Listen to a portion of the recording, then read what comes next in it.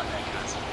And especially with the extra drift you can get on the ball with the wind, that they add on to the slide, because when you're facing a left arm off spinner as a right hander, you're expecting the ball to move away with grip, and when the drift comes into play more, it almost over accentuates the one that slides on. Yeah, absolutely, and it's probably the first time that they might have got the balls on from the wrong end in the two games. However, they might know something that we don't know. I'm sure that's not the case. The A team. Yeah, indeed. Googe then on strike. On 15, Harrison, they've set a good, solid stall out so far, these two. Rajbanshi looking to turn the new ball. Just 8 overs in, 35 for none.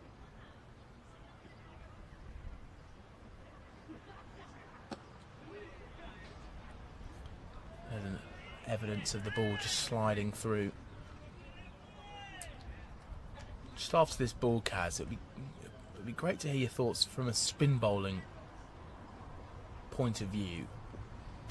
When both the variation of the ball sliding and gripping come into play,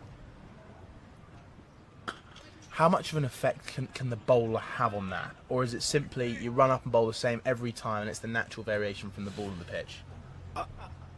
I think he can be very effective. A slight change in the grip, a slight angle change, from hitting in the crease, a release in, a difference in the slight trajectory, so the release on where you're coming from, the pace that you're putting on. There's lots of different variations spinners can bowl, and one thing that I encourage as somebody who's worked with some quality spinners before, both at county level and international level, is to really work on all these repertoires as much as possible, because they're the tools that are going to help you, figure out.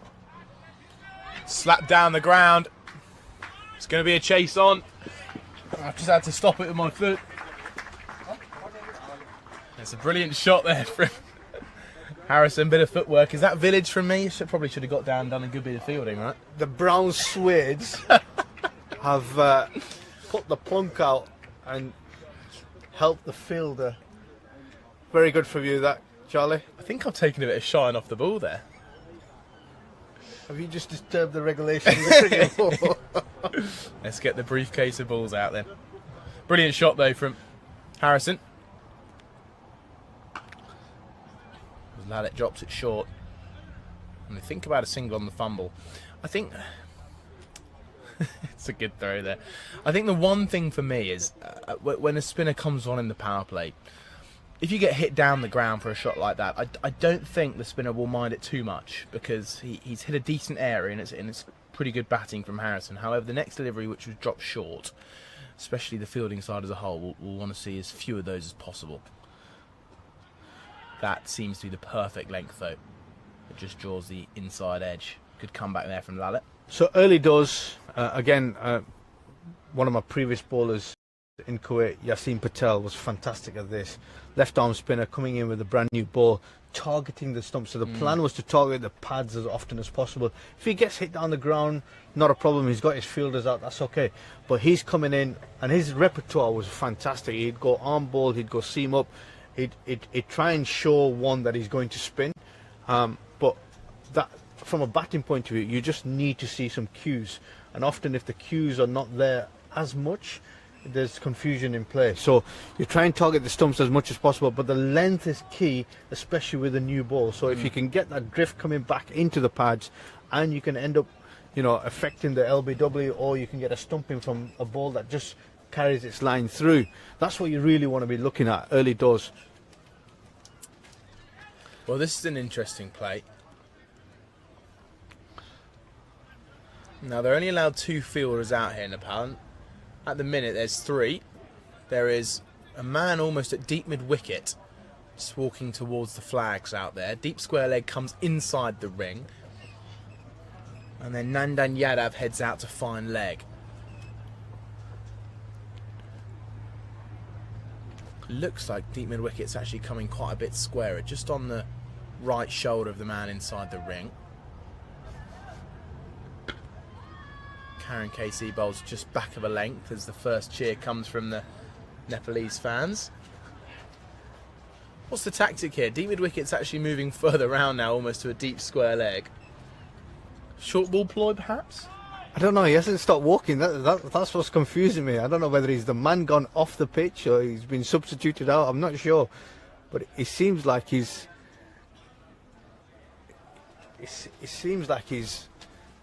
off the pitch, actually. And he would have been in the right area to take that catch at the start of this over. Well, that looks to be trickling away for 4. Another good shot from Googe. Remember, that's how we saw him get out in the first game. But we can confirm that the man who went out to deep mid-wicket was indeed getting subbed off. And it's third man who's out on the boundary along with fine leg. So back to a very orthodox field here for Karen KC. But did just drop it short and pulled away nicely there by Patrick Googe. Yeah, it's the first sign of the pull shot that's come out. Again, you know, the test for me needs to be a little bit more clinical, a little bit more pace. See if you can get up sort of helmet high, skid it on a little bit more. See if they affect the timing belt in terms of coming off the bat.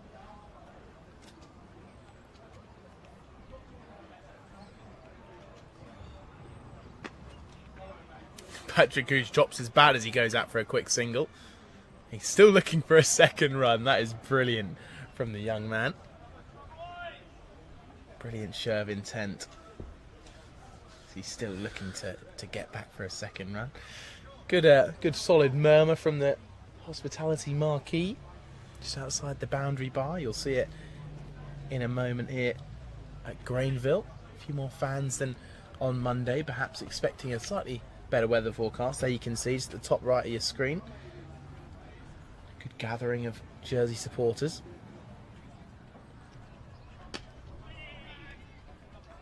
Yeah, fantastic credit to Jersey Cricket. They've put on a real show here. It's great to see hospitality here, and most importantly, it's great to see people coming out to support their home team. Great opposition on in this series here, where we will also be seeing the UAE coming a little bit later this month. Yeah, those 3 flags tell you that story. Nepal, Jersey and UAE flags fluttering away. Carline looks to just slightly get squared up as he pats that one back to the bowler. It's something you picked up on last game, isn't it? How Carline looks so solid in defence, but sometimes he can just be beaten on the outside edge and can square up slightly more than other batters. But I think what Carline is so good at is the ball striking and picking up on length early. And he's been one of the pick of the Jersey batters, I'd say, over the series so far. Yeah, and a strong batter for Jersey. I've seen him in a number of tournaments now, and he's always contributed to the side. And he's been strong in trying to get intent into the power play.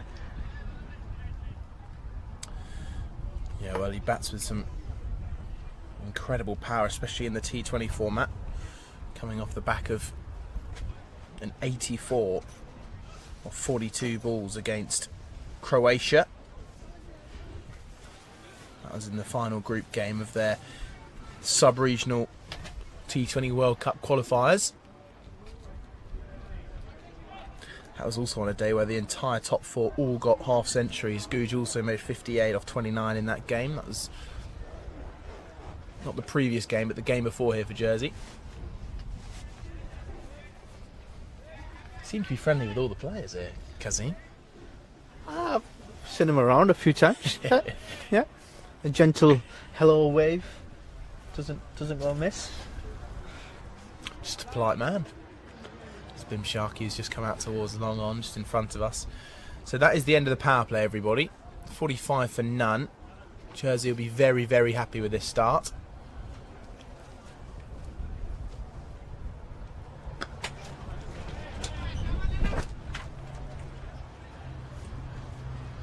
And Googe getting underway early to his third over from Lalit Rajbanshi.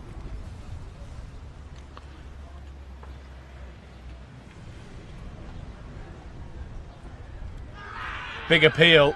It's a reverse sweep. Looks to have got Googe outside the line of off stump. Not a bad play when we've got this angle from left arm round the wicket. Yeah, I don't mind that at all. He's looking to be creative and inventive out there, really putting the pressure back on to the bowler.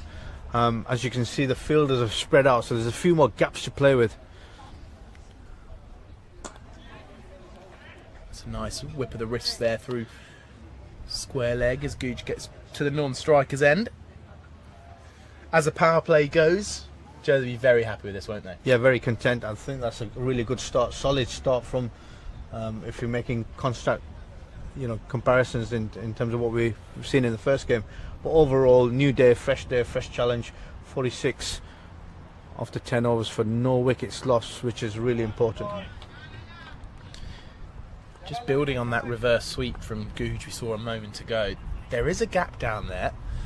Short third man is slightly wide, and what you'll see from him is Gooch just trying to get that front pad well outside the line of off stump so that the umpire can't possibly give him LBW.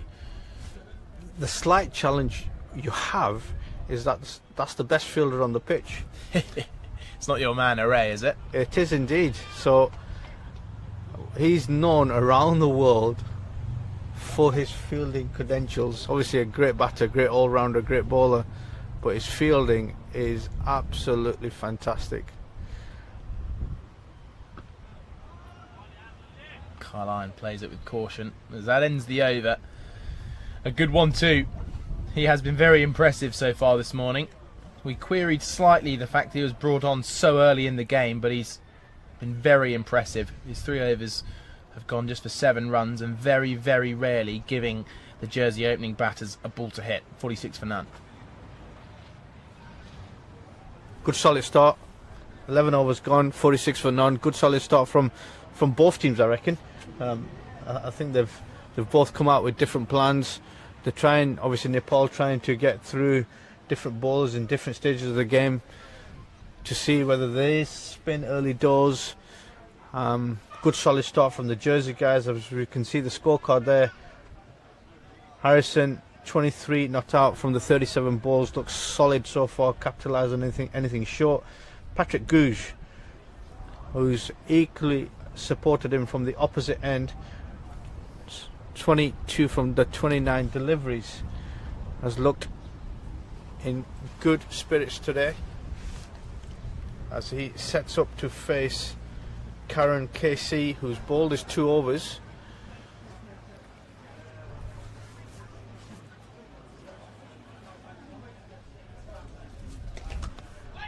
Nice shot from Gooch. Will yield no run though. And Karen KC, who we were pretty impressed with in the first game, he had the unenviable task of holding up an end whilst Hemant Dami had all the success from the far end with the new ball spell on Monday. Do you think this is the reason why he's come up from the other end? Wanted a taste of the action. Swinging in there at the pads, bringing the stumps into play, but Gooch in his busy style scampers up to the non-striker's end just for a single. So very good opening partnership, just 3 away from that 50 mark now.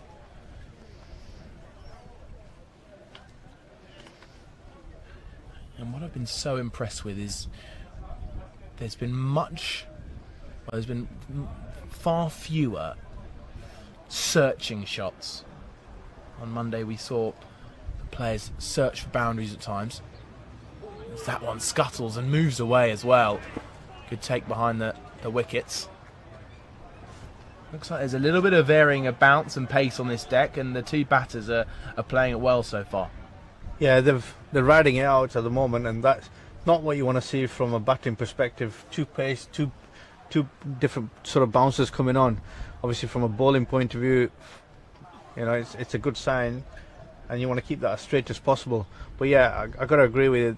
Jersey have done fantastic. They've really homed in on their skills this morning. The 2 batters have made some excellent decisions, good cricketing decisions, and they've been really clinical.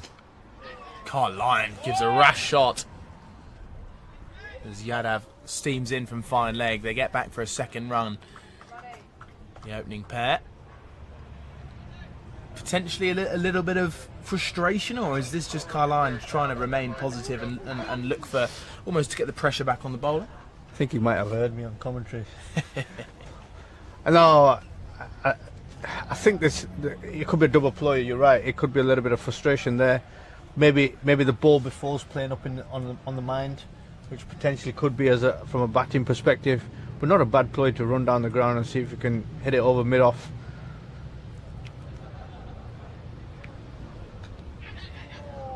Just bringing the outside edge of Carline's bat. That's what Karen KC can bring. As the 50 partnership is up for these two. It's been a solid start to this game.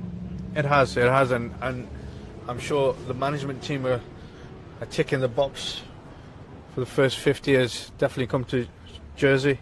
I think that's a really solid start, and they've looked good. They've tried to put the bowlers off the line and lengths. They've been very clinical in their decisions, when to play, when not to play, and they've capitalised on anything that's short and wide. There's a short and wide ball. It's been put away. With brilliant style from Patrick Googe. Picked up on it so early and skipped it away to the boundary. Impressive cricket shot, and swiveled on it, helped it along its way to fine leg, but with some real intent. Interesting question here to Nepal now. They've got to find a way on how they're going to break this little partnership that's coming along. The danger is you let these two batters settle in really well, that they go on and kick on and get a big score, which sets a platform up before the halfway point. So you're going to have to find a wicket somewhere. It's important to remember, as you mentioned, that despite this being almost a bit of a warm-up for Nepal for their fixtures to come, actually it's an incredibly important game for them, and one they'd want to win. And Jersey is as being seen as the underdogs coming into this one. They'll be looking to show up Nepal and get a good win here on home soil. But Gulshan Jar's going to come onto the bowling. Enough spin now from the pavilion end, and a good spell from Lalit Rajbanshi comes to an end. What do you know about Gulshan Jar? Good quality cricketer, good all-rounder, fierce batter, but he can do a job with the ball as well. And I'm sure he's another one of the seamers who's going to be looking to attack the stumps, cause a little bit of trouble with the variation. Looks a strong cricketer. Well, let's see what he can offer.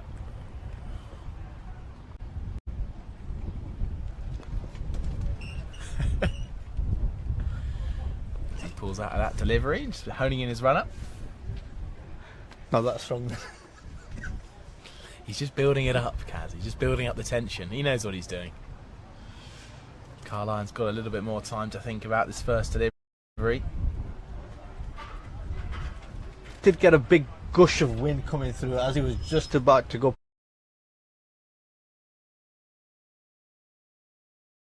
past the umpire, so maybe that's just put him off his rhythm as he's about to attack the crease. He'll have to get used to it. Big breeze coming across the ground. And he starts well, and Carline plays him equally well down towards third man. And that's a shot I like to see. That's a shot I've been impressed with from the Jersey batters. And whilst Nepal was so good at building up that pressure, joining the dots in the first game, actually Nepal haven't bowled much worse, but it's bowls like that which are on a good length, and Jersey have been able to manipulate them for singles. Yeah, you want to keep ticking over the scoreboard no matter how it comes, but you want to be in control of that as well. And there is a big gap between sort of backward point and the keeper. There's no slip in play, there's no gully in play. So with a seamer ball in sort of good lengths outside off stump, almost your fifth and sixth stump, it's not a bad ploy to run it down to third man, get off strike. So it'll be interesting to see how that happens. And a sign there of Googe really going after a wide one, going out with hard hands, almost because, as you mentioned, because of that lack of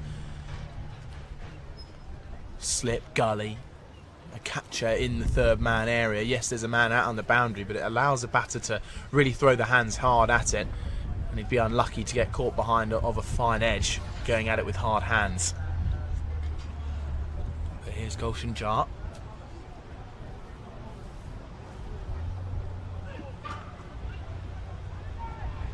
And a brilliant stop at backward point from Arif Sheikh. Prevents the 2.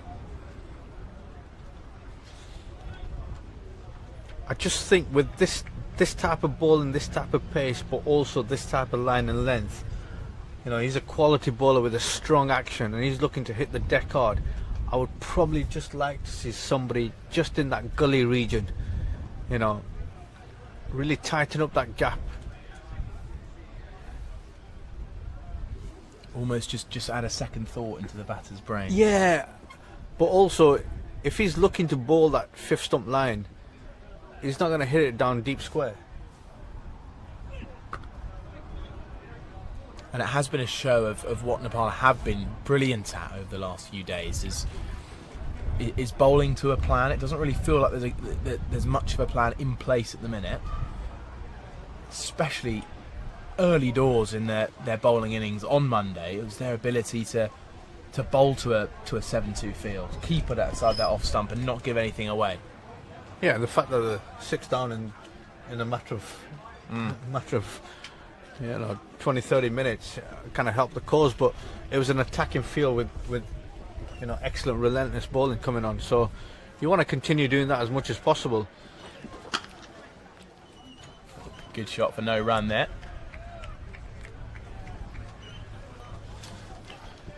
Yeah, a good shot for no run there, well fielded by that man himself, who's looking to throw at the non-striker's end.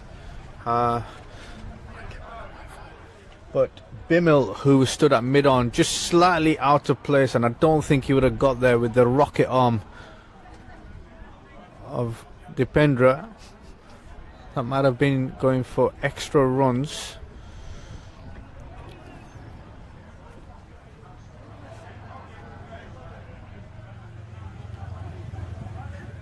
Ooh, quick bouncer. Wide given. He looks incredibly unimpressed with that one.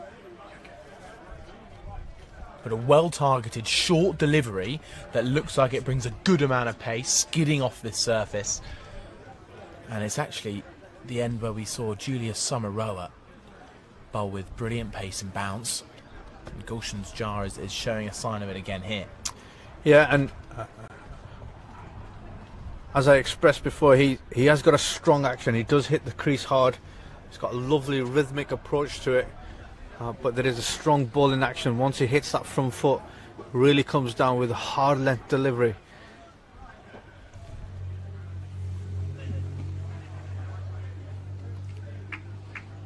There's Jersey tick along once more. 2 batters that are easy on the eye, but very different style of batter. We've got the more brute power boundary hitting Carline, and then we've got the manipulation and the almost scoreboard ticking style of batter of Patrick Googe. They're playing very well in tandem, and their partnership sits at 58 for 9 at the end of the 13th. Is that a similar approach to the Duckett and Gate era? Is this? I guess so. They're almost slightly different in terms of almost opposite in stature-wise. Yeah. But yeah, Duckett is more that aggressive style of batter, and Gade the more traditional. Whereas I wouldn't argue either of these two are traditional opening batters. They're almost two that would also settle quite nicely into the middle order. Yeah, they've done well. Good platform for Jersey. They've really looked to see out the new ball from both sides. Lots of changes going on from the Nepal bowling team, as we see another change from the deep end as Nandan Yadav, the number 22, comes on to bowl. Another strong seam bowler who's got a lovely rhythmic action, quite high in his approach with a little jump, vertical jump. He's got a great approach. Be interesting to see how he extracts anything off the pitch.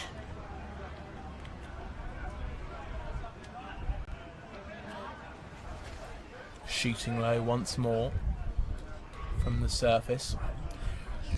We've mentioned it a few times, but on the whole, this pitch is a great one-day wicket. It's offering enough for bat and ball. We've seen balls whiz past the outside edge, and we've seen balls clatter away to the boundary.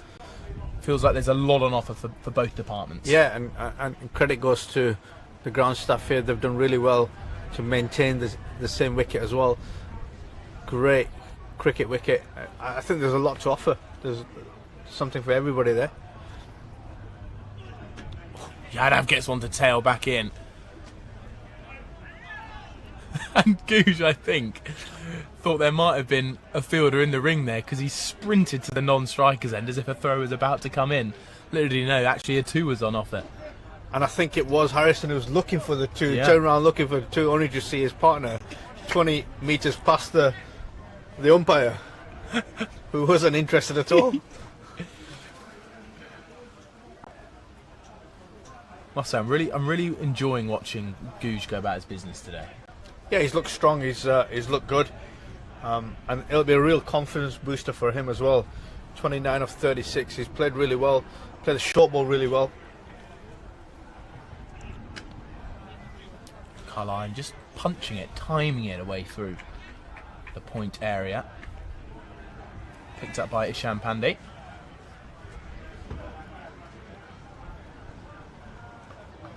My style of cricketer is Googe.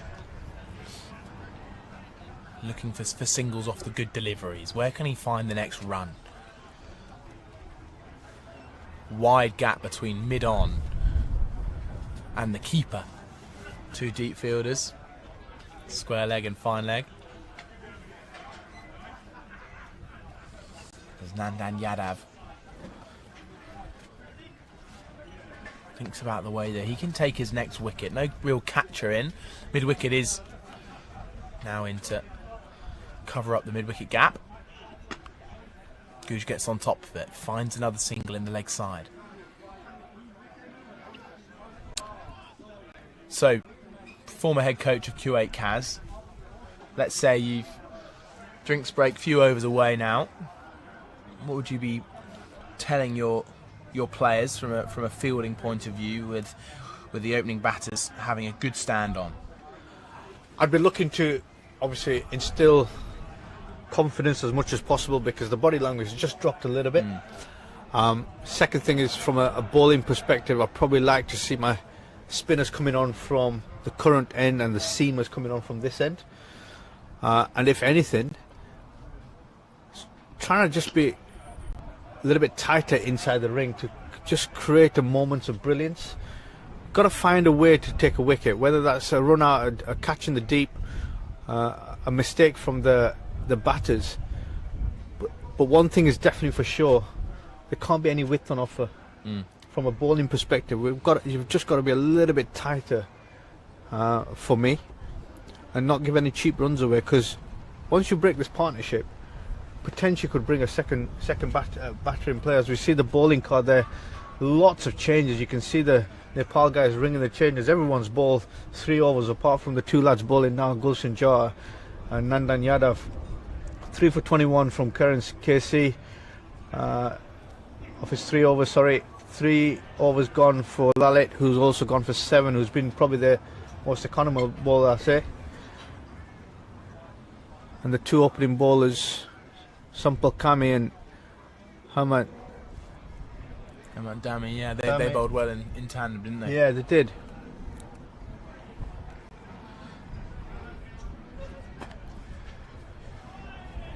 And from Jersey's perspective, this is, the last over, that was...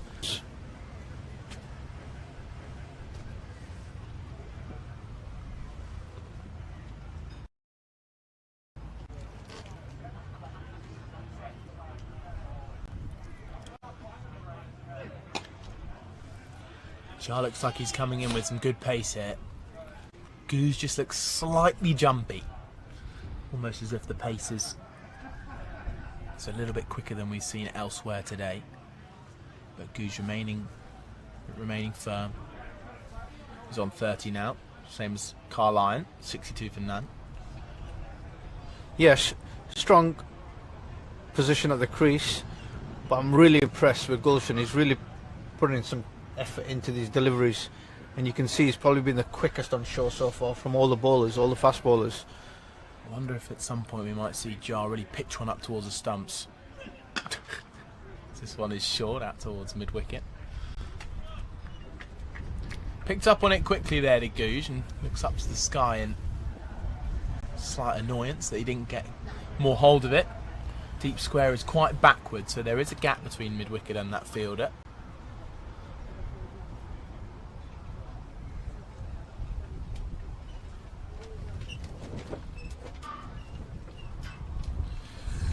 But just for a bit of context, in the first game, Jersey were 62 for 8 when they got to this total.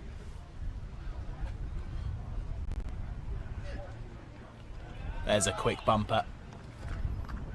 Good decision though from Googe to pull out of the pull shot. Not always the easiest shot to pull out of, especially when you're a compulsive hooker of the ball. Yeah, and a really good learning point for youngsters and batters in general. He's obviously moved the deep square slightly in front, so you know something's coming down. He's bowled it quick, fiercely at the head, and a positive leave. It is a sign of an attack for me. It's a great option to have. It's been picked up by fine leg for a single. It's a definite plan now from Nepal to target the two deep fielders out at square leg and fine leg with the short ball stuff. But I really am thinking that they're pushing Googe slightly on the back foot. Carlyon is now on strike, and I wouldn't be surprised at some point if Jar just, when he's ready,